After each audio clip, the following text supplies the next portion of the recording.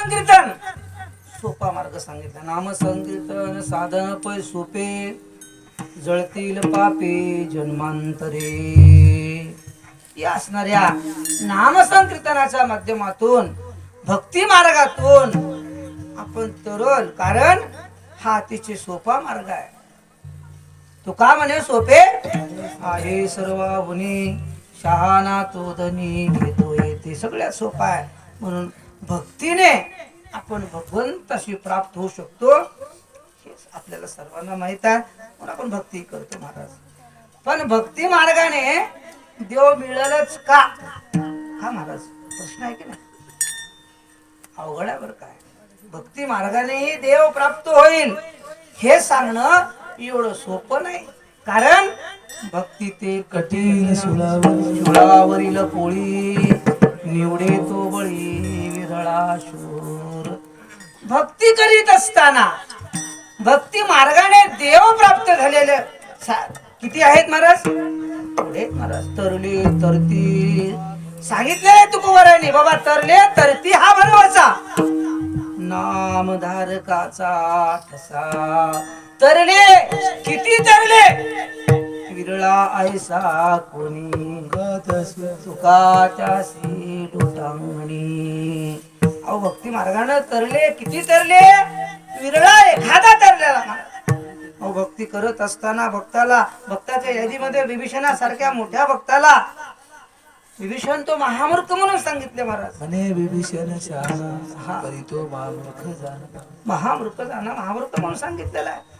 उपमन्यू अहो ज्याला क्षीराचा सागर मिळालेला आहे, क्षीराचा सागर उपमन्या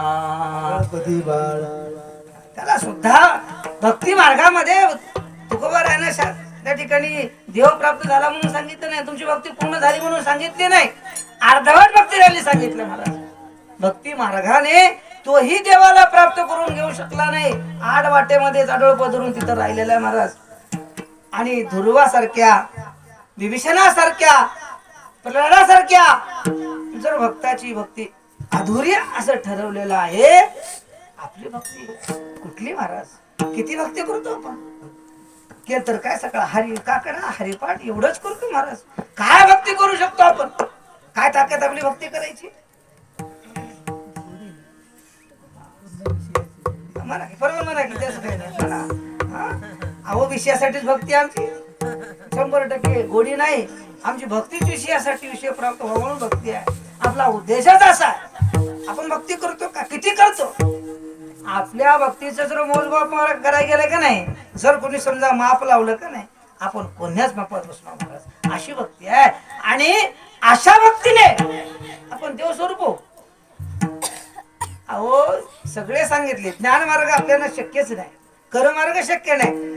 भक्ती मार्ग शक्य आहे का नाही महाराज. भक्ती मार्गही शक्य नाही. आपण भक्ती करीतच नाही.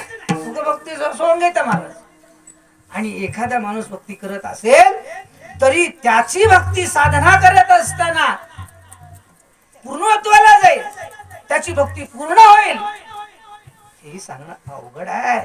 म्हणून भक्ती मार्ग ही देवापर्यंत जाण्यासाठी अवघड आहे. या मार्गाने सुद्धा देव प्राप्त होईल हे निश्चित सांगता येत नाही.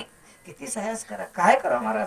तुकोबारायला कळलं हे सगळं अभ्यास तुकोबाराने केलेला बरं काय. आणि तुकोबारायला कळल्यानंतर तुकोबाराय भगवंताकडे गेलेले आहेत. आणि भगवंताकडे जाऊन सांगतात देवा, ऐकलं महाराज देवानं भगवंतानं. कारण तुकोबाराया भक्तीतूनच आलेले होते, भक्तच होते महाराज. ऐकावं लागतं. आणि ऐकल्यानंतर देव सांगतात कोण आले.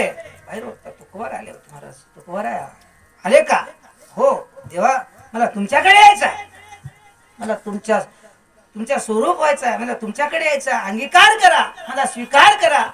अरे त्यावेळेस तुकोबारायला विचारलं. आणि त्यावेळेस तुकोबाराया प्रश्न करतात कोण. भगवंत परमात्मा.